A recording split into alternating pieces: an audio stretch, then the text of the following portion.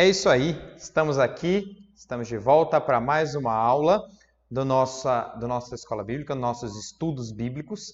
Eu sou o pastor Gabriel Furlan e hoje, nesse momento, nós estaremos aqui estudando a Bíblia juntos. Na nossa primeira aula, nós já falamos um pouco sobre interpretação da Bíblia. Nós falamos também sobre dois aspectos importantes, alguns sobre a Bíblia, características, e sobre o Espírito Santo.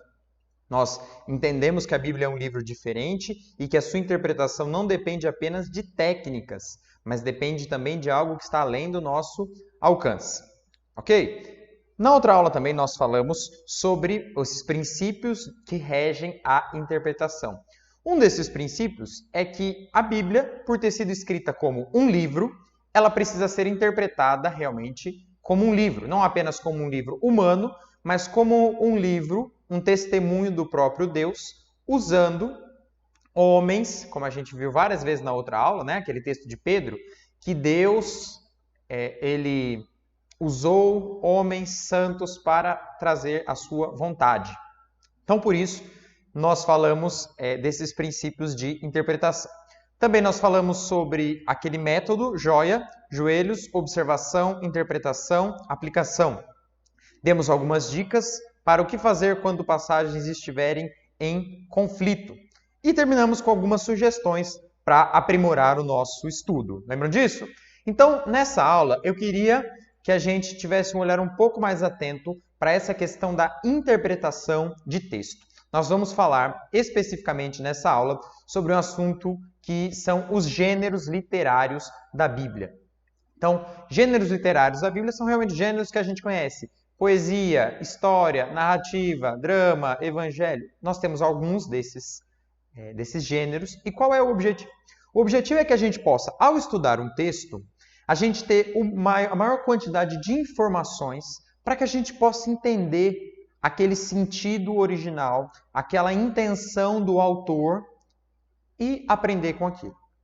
Então, o que nós vamos olhar hoje? Nós vamos olhar hoje 15 gêneros. É bastante coisa, mas não se assusta, tá? Desculpa aí. A gente resolveu fazer de uma maneira bem simples, bem direta. Eu queria agradecer também a um amigo meu, pastor Murilo, que bastante do que a gente vai ver aqui hoje foi organizado, foi sistematizado de uma forma bem didática por ele. Então, fica aqui o nosso agradecimento, um abraço para o pastor Murilo. E nós vamos observar esses 15 gêneros. Então, os textos, em geral, nós não vamos abri-los, porque vai ser bastante coisa. Então, o que eu vou fazer? Vou falando, nós vamos vendo, e você vai aí já tendo uma noção. Se você quiser, você pausa o vídeo, vai dar uma olhada no texto, procura, vê como é que é e vai fazendo as suas anotações. Beleza? Então vamos lá? Então, na nossa aula número 2, todos esses itens aqui, 15 gêneros literários que nós vamos observar. Então, presta atenção, nós faremos de uma maneira bem rápida e uma passagem para a gente ter uma breve noção, tá? Isso aqui não é um estudo final. Se você quiser, você precisa buscar, você precisa procurar. O objetivo hoje é dar uma olhada nesses textos, conhecer, para que a gente possa, de uma maneira um pouco melhor, a gente consiga entender e interpretar. Então, vamos lá? Então, vamos ao primeiro gênero, gênero apocalíptico. Comecei com esse porque é um gênero que todo mundo gosta, é um gênero que tem emoção. Então, vamos ver algumas características. Ele é dramático, simbólico, tem imagens vívidas, tem catástrofes. Então, onde é que ele está presente, esse texto? Lá em Apocalipse é o exemplo mais claro desse. Então, vamos para o próximo. Biografia. Biografia tem a vida de alguém observada bem de perto. São detalhes na vida de algumas pessoas, de algum personagem. Várias vezes uma biografia faz um contraste entre dois personagens, colocando no que um foi aprovado, no que o outro foi rejeitado, muitas vezes. Ele vai trazer os feitos e as realizações e vai ser contada aí a história de vida. Onde a gente tem Abraão, Jacó, Davi, Jesus e muitos outros. Próximo gênero, então, é a narrativa. Narrativa a gente conhece bem, né? Tem elementos históricos, tem um personagem, tem um cenário, acontece um enredo ali. Tem muito. Então, em Gênesis tem muita narrativa, nos evangelhos, em Atos. E aí, o que acontece com a narrativa? Um dos problemas da narrativa é que às vezes a gente fala assim, olha, isso aqui está na Bíblia. Mas nem tudo que está ali, a Bíblia nos ensina a fazer. Aquilo realmente aconteceu, mas muitas vezes a narrativa nos mostra o que não fazer. Ela nos dá contra-exemplos, ela mostra o que as pessoas fizeram, mostra a consequência do pecado, e aí a gente precisa aprender com isso a não repetir estes erros que já foram cometidos por outras pessoas.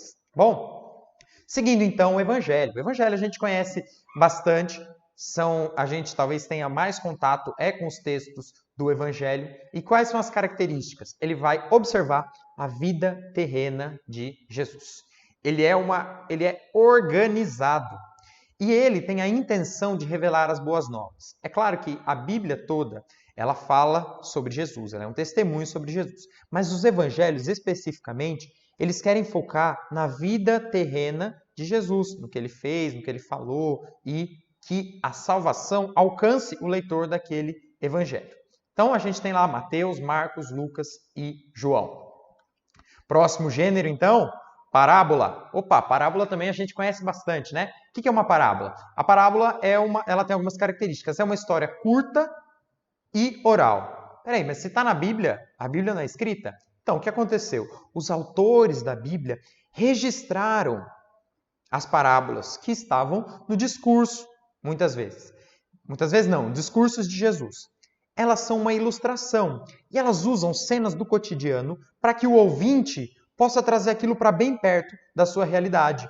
Então a gente tem dois exemplos aí lá no Antigo Testamento, em 2 Samuel e em Eclesiastes, e o exemplo mais claro, né, são as parábolas de Jesus. Então veja, os evangelhos contam uma história, então eles são também narrativa. Eles também são evangelho, porque falam especificamente. E dentro dos evangelhos tem parábolas. Então veja, não adianta a gente falar, não, Mateus é evangelho, mas lá não tem parábola? Então cada texto a gente precisa olhar com cuidado. Esse texto aqui é uma parábola? Então eu preciso entender que aquilo é uma história, ela é curta, ela tem um objetivo, que é ensinar uma verdade principal. Ela não é uma história fiel de algo que realmente aconteceu, ela é uma ilustração. Beleza? Exposição. Então, qual que é a característica da exposição? Ela tem um argumento. Ela traz uma explicação cuidadosa, item por item, e ela tem uma ligação entre as ideias que é um encadeamento lógico. Se isso, então, e aonde que a gente vai ter isso de uma maneira muito, muito clara? Nas cartas, nas epístolas. Então a gente vê Paulo lá em Romanos, ele começa falando do argumento de que todos pecaram, todos precisam de Deus, não há um justo sequer, e ele vai trazendo e ele apresenta Jesus como a solução para esse problema. As outras cartas que falam também sobre o sacerdócio, lá em Hebreus, quando fala sobre a daqueles, né, dos grandes homens da fé, e aí depois ele lá no capítulo 11, no capítulo 12, ele começa dizendo, também nós, visto que temos a nos rodear tão grande nuvem de testemunha, corramos com perseverança a carreira que nos está proposta. Olha a lógica. Temos uma grande nuvem de testemunha, então vamos correr a carreira que nos está proposta. Exposição é uma organização lógica. Seguindo, então, a poesia. A poesia ela está ligada às emoções. Ela vai ter muitas imagens simbólicas. E a poesia ela não foi feita para ser escrita. Olha que interessante. A poesia, na verdade, ela foi feita para ser... É um texto que foi feito para ser declamado. Ou um texto para ser cantado. Então, lá nos Salmos, a gente vai ter muita poesia. Mas para que eram muitos dos Salmos? Muitos dos Salmos eram os hinos, eram as músicas que o povo de Israel cantava. Então você vai ver talvez algum salmo lá que vai dizer que ele é um salmo de peregrinação. Então eles estavam andando e estavam cantando, ok? Então a gente tem Jó, tem Salmos, tem Cantares, tem Provérbios. E muito importante, tem muitas imagens, tem muitos símbolos, muitas ilustrações para explicar coisas muito difíceis, até difíceis demais de serem explicadas com a razão, A poesia, ela consegue nos fazer enxergar, nos consegue fazer entender esse tipo de coisa. Vamos para o próximo? Então, parábola, provérbio, provérbio, ele tem uma característica, que é trazer uma verdade moral. Ele vai falar sobre algo e sua consequência em geral. Ele vai dizer daquilo que é bom, daquilo que é ruim, daquilo que é melhor, daquilo que é pior, daquilo que é bom, daquilo que é melhor. Então ele vai trazer muito esse paralelismo, um paralelismo de ideias. Então ele vai falar, lá nos provérbios, ele vai fazer essa ideia de que isto em contraposição a isto. Isso se soma, isso compete, isso agrega. Então o paralelismo, ele pega essas ideias e ele vai fazer uma comparação entre elas. Ele vai dizer se uma é melhor, se uma é pior, ele vai dizer se elas são complementares, ele vai dizer se elas são antagônicas, são opostas uma à outra. E para isso ele vai usar muitas metáforas, muitas imagens, também imagens do cotidiano, mas especificamente trazendo uma verdade moral. Então, o livro de Provérbios é o maior exemplo disso. Sabedoria, a gente tem bastante literatura de sabedoria e ela tem relação com a experiência de vida. É quando os mais velhos transmitem a direção aí para os mais novos. Então, os mais velhos, baseados na experiência de vida, baseado naquilo que eles viram, que eles viveram com Deus, eles vão trazer isso para as novas gerações. Eles vão trazer isso para os mais novos, eles vão instruir os mais novos, né? Então a gente tem muita coisa. Provérbios, lá em Salmos tem, em Jó, em Eclesiastes, até a tônica lá do Pentateuco, da transmissão dos mais velhos, da geração mais antiga para a geração mais nova, tem a ver com isso, a sabedoria, o conhecimento que é transmitido. Okay? Então, seguindo, temos aí a profecia. A profecia a gente conhece bastante, a gente lê bastante profecia e geralmente é onde a gente tem mais problema. Por quê? Muitas profecias e muitas interpretações, elas são realizadas fora de contexto. E aí você acaba criando uns monstros aí, algumas coisas que a gente não consegue nem saber o que fazer com elas, porque elas não fazem sentido. E o pior, uma profecia, ela é diferente de uma adivinhação. Eu acho que vai acontecer, de uma previsão, acho que é isso. Não. Uma profecia, ela tem a ver com a autoridade de Deus. Porque o próprio Deus, que conhece, que sabe aquilo que está por vir, ele revela ao homem e esse homem transmite para os outros. Então, olha, é como se a gente pegasse e tivesse uma espécie de máquina do tempo, um túnel do tempo, onde o profeta ele olha e ele enxerga lá na frente aquilo que Deus deseja. A partir daquilo que ele enxergou, ele traz isso para aqueles que estão ao seu redor. Em geral, ele tem a ver com essas duas coisas, correção e consolo. Então, mostrando aquilo que está errado, mostrando aquilo que não está acontecendo como Deus disse que deveria acontecer, e muitas vezes mostrando que haverá uma disciplina para que as pessoas se corrijam. A profecia no Antigo Testamento ela é sobretudo isso, correção.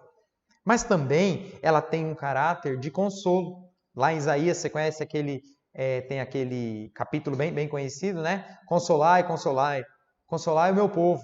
Então, o que ele estava dizendo? Ele estava dizendo que haveria um sofrimento, mas que lá na frente Deus tinha algo preparado que seria maior do que aquele sofrimento. Então, aquele sofrimento que parecia que não tinha fim, que era o fim do mundo, Deus estava dizendo, fiquem tranquilos, eu estou cuidando de vocês, vocês estão sendo disciplinados, mas lá no futuro eu tenho algo bom, eu tenho algo melhor preparado para vocês. Onde a gente tem isso? Os profetas maiores e menores, sobretudo a gente vai ter a profecia. Ok? Então vamos para mais um gênero, que é a sátira. A sátira a gente vai ter ali uma ridicularização da insensatez humana. Então olha que coisa, ela vai mostrar como o homem é insensato de uma maneira até cômica, satirizando, ridicularizando. Então para que ele serve? Ele reprova aquilo que é negativo. Então ele mostra aquilo que é ruim e ele ridiculariza aquela parte ruim, reprova o negativo. Lembra no começo da aula que eu falei que Tem coisas que estão na Bíblia, mas são contra-exemplos. São, olha, isso aqui aconteceu, mas não faça assim, não repete esse erro. Por isso que a sátira, ela está envolvida, muitas vezes, ela está misturada com outros gêneros. Então, dentro de uma história, dessa narrativa, dentro de um discurso, dentro de uma parábola não, perdão, dentro do evangelho, você vai ter elementos ali que vão reprovar. Onde a gente tem? Então, lá em Êxodo, tem 3 exemplos aí, em Reis e em Provérbios, você pode dar uma olhada. O próximo gênero, então, é a tragédia. A tragédia, ela vai trazer a queda ou a ruína de alguém, de um povo, de uma nação, de uma família. E ele vai ser sempre uma advertência. A Bíblia não relata a desgraça ou ela relata a desobediência simplesmente por relatar. Mas ela relata a desobediência, ela relata a desgraça para que nós possamos olhar para aquilo e nós possamos aprender com aquilo. Olhando aquele exemplo negativo, a gente vai evitar. E a gente não vai trazer esse erro, a gente não vai repetir esse erro, ou pelo menos não deveria repetir esse erro na nossa vida. Exemplos disso? Ló, Sansão, Saul. Lá no Novo Testamento, Ananias e Safira. Tem um erro de digitação aí, Ananias aí. Então, Ananias e Safira, lá em Atos a gente vai ver. Então, é uma tragédia. Você tem a queda, você tem Saul. Olha a história de Saul, um homem belo, um homem forte, foi levado à posição de rei, ele fez grandes coisas e a sua queda, a sua ruína. Quando ele quis fazer por si mesmo, ele caiu. É uma advertência, não faça isso. Cuidado, olha o que acontece. Ok? Próximo gênero, então, o drama. O drama é aquilo que a gente pensa mais quando pensa numa história. É uma narrativa, ela tem um enredo, ela tem tensões, ela tem um clímax. É aquele tipo de leitura que a gente vai fazendo e a gente quer saber o que vai acontecer. O que vai acontecer? O que vem depois? Eu não posso parar de ler agora porque eu quero saber o que vai acontecer. É isso, o drama. Um grande exemplo disso é a história de Ruth. A história de Ruth, você vai lendo a história de Ruth e você quer saber o que vai acontecer agora. E agora? O resgatador, como é que vai ser? Qual é a lei? Ela vai ser abandonada? Ela vai ficar sozinho? Olha as tensões que tem aqui, olha o clímax, olha onde vai chegar essa história. Esse é o sentimento que a gente tem quando a gente vai lendo o drama. Aí então, o discurso. Olha que interessante. Assim como a gente falou, lembra que a gente falou das parábolas? Da oralidade, ela é falada e registrada. O discurso também. O discurso ele é transcrito. Então você tem aquele ensino que é falado e alguém registra. Então quando a gente pensa nas palavras de Jesus, por exemplo. Quais textos na Bíblia que Jesus escreveu? Nenhum. Sabia disso? Jesus não escreveu nenhum dos textos da Bíblia. Mas quem que foi ir lá e registrou? Nos evangelhos você tem o registro daquilo que Jesus disse, do que ele falou, do que ele viveu. Então, esses discursos, esses sermões que Jesus fez, estão lá registrados. Lá em Atos, você tem também discursos que aconteceram. Os discursos de Pedro, ele escreveu... Não, foi escrito, ok? Por outra pessoa. Então ele é didático, ele proclama verdades, ele anuncia verdades. Um exemplo bem claro disso é o Sermão do Monte, está lá no começo dos evangelhos. Então Jesus ele se assenta e ele vai ensinar. Enquanto ele ensina, os evangelistas estão aprendendo aquilo, estão recebendo aquilo e posteriormente eles vão escrever. E aí os evangelhos eles vão ser transmitidos, vão ser espalhados com aqueles ensinos registrados. Tipologia. Olha aí, tipologia é um tema que é bem difícil. É um dos temas mais difíceis, porque ele vai falar de um tipo. O que é um tipo? Um tipo é uma figura que ilustra uma realidade maior do que ela e que geralmente vem depois.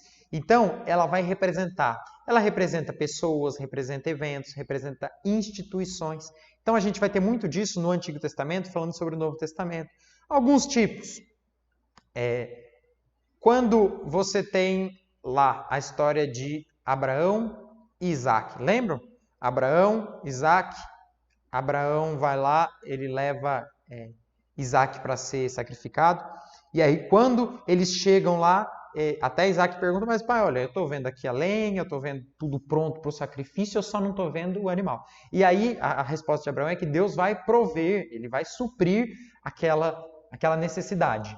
E aí, quando eles estão chegando lá, quando Abraão está prestes a matar o seu filho, filho da promessa, grande esperança, eis que Deus traz aquele animal. E aquele animal que ali surge, ele substitui, olha que interessante, ele substitui o menino e ele morre no lugar do menino. Olha a tipologia. Aquilo está apontando algo lá na frente, algo lá no futuro que Deus faria, que seria sobre a salvação, sobre a substituição, essa obra que Jesus realizaria. Aquele animal ali era Jesus? Não, ele não era Jesus, ele era um animal que estava ali. Mas o que ele está fazendo? Ele está representando, ele está criando uma ilustração, uma imagem de algo maior, de algo que vem geralmente depois. E aí, onde a gente vai ver isso muito é no tabernáculo. Então, o tabernáculo é uma ilustração. Tanto que a gente vai ver as instruções bem detalhadas do tabernáculo, porque o tabernáculo ele estava representando uma realidade superior, uma realidade espiritual. Então, a tipologia ela vai fazer isso. Ela não é um fim em si mesmo. A tipologia ela aponta, ela indica, ela é uma seta que aponta algo maior, algo melhor. Ok? Então, nós passamos aí, rapidamente, por todos esses gêneros, esses 15 gêneros. Tem detalhes, tem discordâncias. O importante, qual que é? É nós olharmos os gêneros e a gente pode usar isso como uma espécie de cola. A gente vai olhando e a gente pensa, poxa, isso aqui é a história de alguém? Isso aqui é uma tragédia? Isso aqui é o evangelho? Isso aqui é um discurso? É um provérbio? E isso vai modificar. Gente, para a aula de hoje, era isso que eu gostaria de tratar. Eu quero que você aproveite esse tempo. Você tá em casa? Você está com mais tempo com a sua família? Tem um tempo maior com a sua família? Pense, considere os seus hábitos de alimentação, hábitos de saúde, hábitos de vida, a qualidade do seu sono, o tempo que você dedica a Deus, a oração, a leitura da Bíblia, o estudo. E use esses recursos que estão aí à sua disposição para que você busque mais, para que você conheça mais de Deus, para que você descubra o que Ele deseja e o que Ele já revelou na sua palavra. Eu deixei esse texto aqui embaixo durante toda a nossa aula, o texto aqui de Deuteronômio 29, nós também falamos na semana passada. Então, as coisas encobertas pertencem ao Senhor nosso Deus, porém as reveladas nos pertencem a nós e a nossos filhos para sempre. Para quê? Cumpramos todas as palavras desta lei. As coisas reveladas são as que estão na Bíblia. As coisas não reveladas, as que não estão lá. Então, o que nós devemos fazer? Elas são nossas. Deus nos deu esse presente que é a Bíblia. Então, a gente precisa buscar. Vamos buscá-lo? Vamos conhecer? Vamos estudar? Vamos nos dedicar? Deus não gosta de gente preguiçosa. Então, vamos nos dedicar com diligência, com zelo a conhecer a sua palavra. Por hoje é só. Um grande abraço. Que Deus abençoe você, que Deus abençoe a sua família. E na próxima semana nós teremos aí algo especial pensando nas nossas crianças. Sim, você pai que educa o seu filho nos caminhos do Senhor, você aguarde que na próxima semana nós temos algo especial pensando nas crianças e nessa época de Páscoa, nesse momento que nós estamos vivendo, celebrando aquilo que Cristo fez por nós. Então, já se prepare aí, já reserve um espaço aí na sua agenda. Na próxima terça-feira, nós estaremos aí conversando sobre a Páscoa. Então, que Deus abençoe você.